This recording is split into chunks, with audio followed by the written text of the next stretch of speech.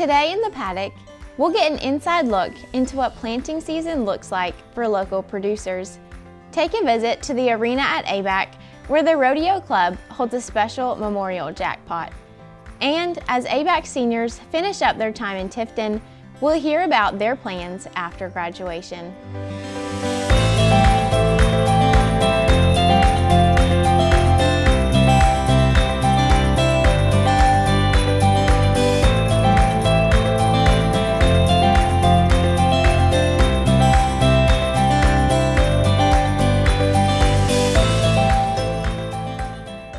Hello, and welcome to the Paddock. I'm Whitney Yoder. The ABAC Stallions were well represented in Kansas City this past week at the National Agri-Marketing Association Conference. The ABAC NAMA team placed 6th out of 30 schools in the National Agri-Marketing Association Student Marketing Plan Competition. They are required to create a marketing plan for a hypothetical agricultural product that will benefit producers in some way. Created a marketing plan for it, started from point A all the way to point Z. They had to do all the research that's involved, they had to come up with a price, and then ultimately creating the 5-page executive summary, and then presented it to the judges in Kansas City. So there was 30 institutions in the preliminary round. Made it to semifinals, that's your top 12 in the nation and Canada, and then they ultimately made it to finals, which is top 6, and they placed 6th in the nation. I am so proud of them. It's absolutely wonderful. It's hard to believe that ABAC hadn't had a team in 6 years that competed, and then these students step up and they make it to 6th in the nation. It's crazy. The team members included 8 students from the ABAC School of Ag and Natural Resources. Home gardeners that use Roundup for weed control will possibly need to begin looking for an alternative. Pharmaceutical and agriculture conglomerate Bayer says it could stop production of the world's most popular weed killer. The company is facing an onslaught of lawsuits, claiming the herbicide is causing cancer. The Roundup ban could be in place by this time next year. And if you're not too busy at midnight on April 21st, plan to watch the 2025 Lyrid meteor shower. EarthSky.com tells us this is the first meteor shower of the year, predicting 10 to 15 meteors per hour. And no worries if you don't catch this one. Showers are predicted once per month over the summer. The season for college graduations will be here before we know it, and seniors across the nation will be receiving their diplomas and beginning their careers. Rebecca Council interviewed seniors on the ABAC campus to learn where they're headed after graduation. Always be true to yourself. As the 2025 spring semester comes to an end, graduation is closer than ever. We asked this year's graduating class what their plans are as they go out into the world. I am going to work at Transport Equipment in Albany, Georgia. My wife and I have a little homestead now, and we just plan on expanding that, growing that out. I have a pretty solid plan and some investors who want to do some work with us, so just go work. My plans after graduation is to finish up an internship in Unadilla with Lassiter Tractor. After graduation, I'm going to work for a company called Southern Produce Packing and Sales, where I'm going to be selling produce and doing their marketing. Right now, I don't know. I've applied to a couple of jobs, waiting to hear back. I will start my internship with Congressman Austin Scott here in the Tifton District Office, and I'm looking forward to that. From careers in agriculture, education, graduate school, and travel, the future is full of possibilities for these students. But beyond their plans, we also wanted to know what ABAC graduates are most excited about. I'm most excited about no more 8 a.m.s and no more homework. I'm most excited for is to be done with exams and having to write essays. Never opening Georgia View ever again.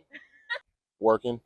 I'm excited to have no more 8 a.m.s and no more homework. To the class of 2025, as you go to embark on this next great thing that you've been so looking forward to, never stop learning. All good things must come to an end, but ABAC will forever be a part of this year's graduating class. But a new chapter is about to begin, as scary or exciting as it may be. As the divide between urban and rural lifestyles is widening, it begs the question, are we teaching the next generation enough about American agriculture? Devin Godby shares how Georgia Farm Bureau is doing their part in agricultural education. Devin? Thank you, Whitney. Jenkins County Farm Bureau partnered with Jenkins County Elementary School to bring the 5th grade students AgDay. The program allowed students to interact with different areas of agriculture and learn more about the #1 industry in the world. AgDay is just one way Jenkins County Farm Bureau is educating and advocating for the agriculture industry. Jenkins County Farm Bureau hosted AgDay for 5th grade students at Jenkins County Elementary School. The day was designed to showcase many different areas of agriculture and introduce these students to the industry. Miss Katie Birch is an ag teacher at Jenkins County Middle School, and she and her students volunteered their time to come out and support these students. Starting out with the elementary school kids learning the basic of the agriculture industry is important because agriculture is the #1 industry, not only in the country, but really in the world. Okay, so without ag, we wouldn't have food, we wouldn't have shelter, and we wouldn't have clothing. And I think it's important for our kids to understand that so they know that their food doesn't just show up in the grocery store, it actually comes from somewhere. Jenkins County has a population of around 8,000 people and is very rural, with several students having ties to the industry. However, no matter how rural the community is, educating our youth about the industry is something that no one wants to forget, especially the school principal, Mr. Randy Daly. I think that what all of our students will take home is how agriculture is so important in their daily lives and how much agriculture touches their life on a daily basis and how valuable it is to things that go on farms in Georgia is a benefit for their daily life. In a small town and community like Millen, it is important for the agriculture businesses to support educating students about the industry.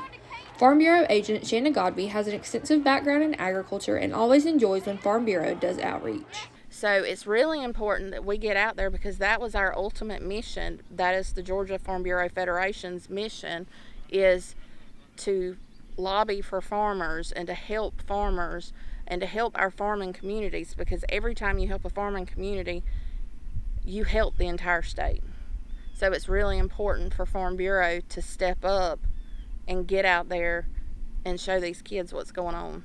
Businesses and organizations from Jenkins County and beyond came out in full support of AgDay. Students were able to learn more about beef byproducts, ag equipment, the forest department, and many other sectors of the ag industry.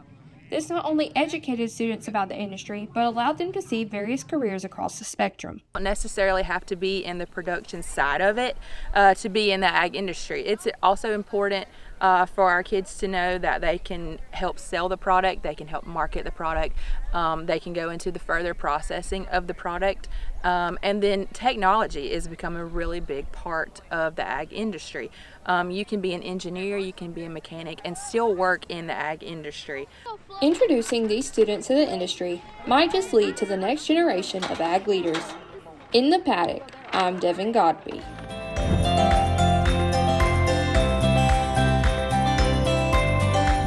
Hey y'all, Jenna Kane here with the weather. Temperatures in the southeast stay leaning towards above average temperatures for the next 30 days. Here in South Georgia, it feels warmer than the actual temperature. Moving on to precipitation, here in the southeast region, we are seeing chances of right below normal precipitation, with some areas receiving more moisture than usual and others staying relatively dry. In South Georgia, however, we are expected to receive below average precipitation till next week. For the next few weeks, we will enjoy the humidity levels as it continues to stay low. Parts of South Georgia are staying dry and facing moderate drought conditions. These conditions show true when we look at the soil moisture conditions, with many places in the south seeing below average soil moisture.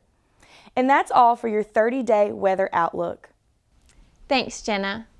Last week, the ABAC Rodeo Club hosted a special memorial jackpot to honor a past ABAC student and Rodeo Club member. Mia Tinsley covers the event.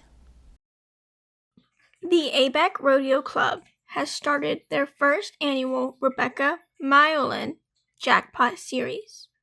So this is our second jackpot. We based it around Rebecca Myolin, and she was part of the ABAC Rodeo Club. When she passed away, She had a huge impact just on the event itself. And so we wanted to bring a scholarship to represent her. With the barrel race, we wanted to not only bring the community together, but also the school itself. Rebecca Mylan was a student at ABAC. She was on the rodeo team and won many awards for her work with horses. We get to present a check to one of our members. The scholarship, worth $1,000, was open to any paid member of the rodeo club. The scholarship, I found out about it through Mr. Joey Woods, who's the advisor for the rodeo club at ABAC. And it was also broadcasted on the rodeo club social media, and we talked about it in lots of meetings. And I wrote the essay, filled out the information, and now I'm top 3 finalist for it. We're going to endow this scholarship so Rebecca's name will be remembered forever. Thank you again. Abby Kinnaman was the winner of this year's scholarship.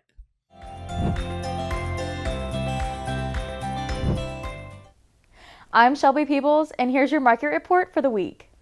Corn futures are trading around $4.91 per bushel as of midday Wednesday, April 16, 2025, reflecting a 5% increase since the beginning of the year.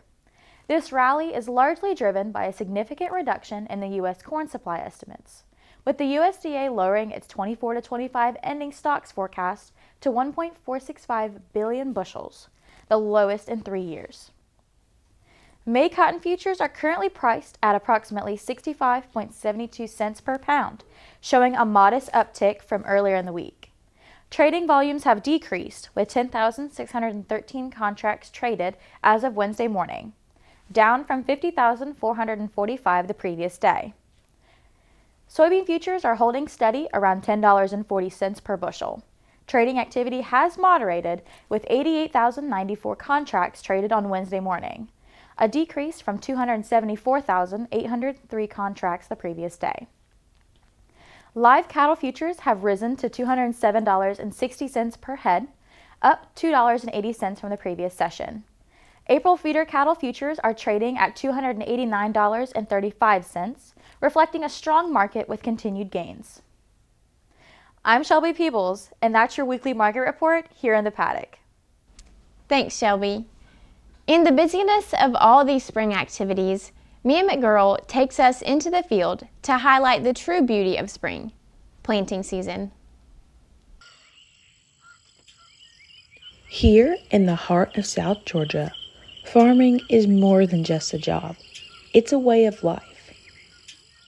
We had the opportunity to speak with Scott Bullington, a local farmer, about his family operation. I farm with my dad and my son and some part-time help. It's been in the family for since the 50s. Plant corn, peanuts, oats. Corn, we generally try to plant a population of 32,000, which is average seed spacing of 5 inches or so apart, and I try to plant it 2.5 inches deep. At plant, we put out about 10 gallons of pop-up beside the row, and we spray a quarter atrazine behind the planter. When the corn gets, I can't think of the stages, when it gets about that tall, we start spraying it with atrazine and Roundup. Although the season is just beginning for these crops, we are still very thankful to all farmers for their hard work and dedication. And with the paddock, I'm Mia McGurl. Well, that will wrap us up for today. Thanks for tuning in to the latest Ag and ABAC news. From all of us here at the paddock, I'm Whitney Yoder. Have a great week, and gee haul, y'all.